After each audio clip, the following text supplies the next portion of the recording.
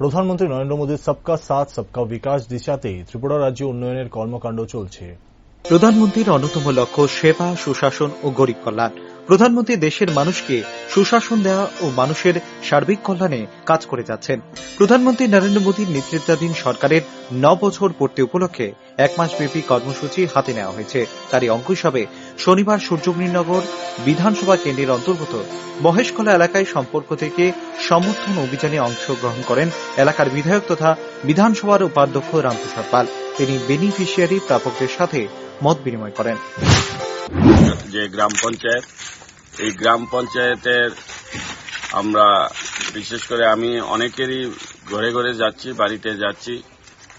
আমাদের মাননীয় নরেন্দ্র মোদীজি উনি যেইভাবে এলাকাবাসী যারা বিশেষ করে গরিব মানুষ তাদের চিন্তা করে যে সুযোগ সুবিধাগুলি প্রকল্পগুলি উনি চালু করেছেন, আমরা সেই সকল সুবিধাবাদী বেনিফিশিয়ারিদের পরিবারদের সাথে আমরা সাক্ষাৎ করছি, তাদের সাথে কথা বলছি, মত বিনিময় করছি।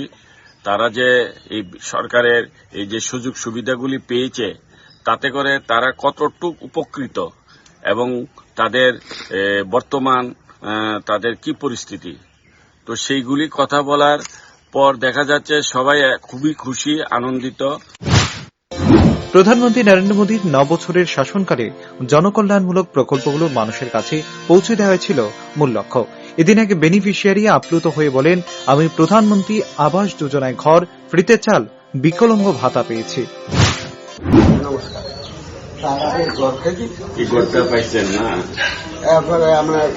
এই যে করোনা ভাতা কত কিছু হইল, কত সাল কত কিছুই হইলাম, এটা আমার উপকৃত হয়েছেন। এবং আমি বাচ্চা হয়েছি, আমার ইনকাম করি না সব অসল, দুইটা একটা তো বিকলাঙ্গ, একটা আমি তো বিকলাঙ্গ পাইতেছেন, পাইতেছি মোটামুটি ভাবে সরকারের পর আপনি অনেক কিছু পাইতেছেন।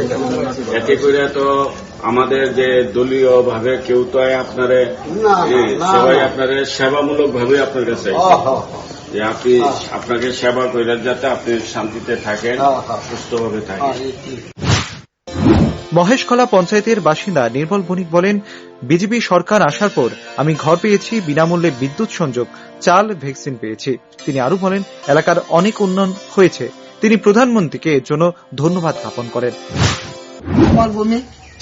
আমি এই সরকার আসার পরে ঘর পেয়েছি, সরকারি বিনামূল্য কারেন্ট পেয়েছি, বিনামূল্য চাল পেয়েছি, বিনামূল্য ভ্যাকসিন পেয়েছি, বিনামূল্যে আরো অনেক কিছু পঞ্চায়েত মারফত পেয়েছি।